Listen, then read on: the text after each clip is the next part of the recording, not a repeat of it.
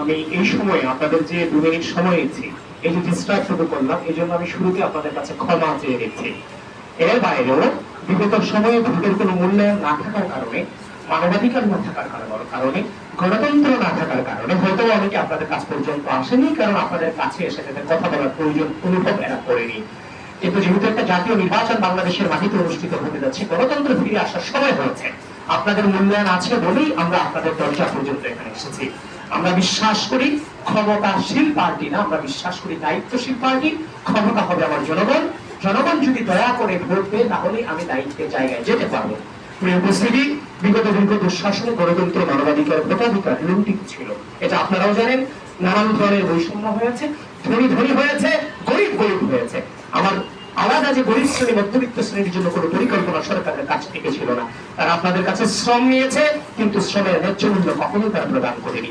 তো সেই জায়গা থেকে বিএনপি, বাংলাদেশ জাতীয়তাবাদী দল বিএনপি বিগত দীর্ঘ দুঃশাসনে আপনাদের পাশে ছিল।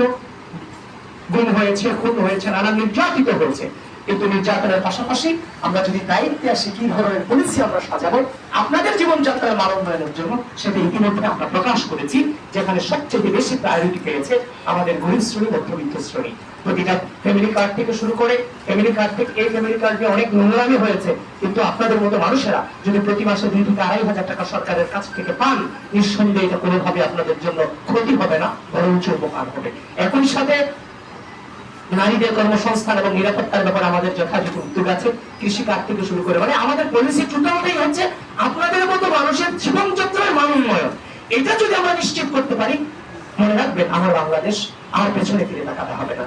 সেজন্য আপনাদের কাছে অনুরোধ জানিয়ে যাই, বিগত সময় আমরা লড়াই সংগ্রাম করেছি, আপোষ করি নাই। বিগত সময় নির্যাতিত হয়ে, নিপীড়িত হয়ে শিক্ষা নিয়েছি যে এই নির্যাতন, নিপীড়ন আর কারোর উপর যেন না হয়, সেটা আমাদের দ্বারা হবে না। সেজন্য বিগত সময় লড়াইয়ের যে আপসহীন প্রতীক ছিল, বিগত সময়ে লড়াইয়ের যে আপসহীন প্রতীক ছিল, সেটা ছিল ধানের শীষ। সেই ধানের শীষের পক্ষে আপনাদের কাছে ভোট প্রার্থনা করে গেলাম। যে যেখানে যে অবস্থায় আছেন, যে আসনে আছেন, যেখানে গিয়ে ভোট দেবেন, আপনাদের জীবনযাত্রার আলটিমেট দীর্ঘমেয়াদী জীবনযাত্রার মান উন্নয়নের জন্য ধানের শীষকে আপনারা হৃদয়ে ধারণ করবেন। একটাবার এইবার এই দীর্ঘ সময় পরে লড়াইয়ের পর নির্বাচন এসেছে, জাস্ট বিশ্বাস রাখেন আমাদের উপরে। আমরা আপনাদের বিশ্বাসঘাতকতা আপনাদের সাথে আমরা করবো না, সেটা এখানে দাঁড়িয়ে বলে যাচ্ছি। বিশ্বাস করেন।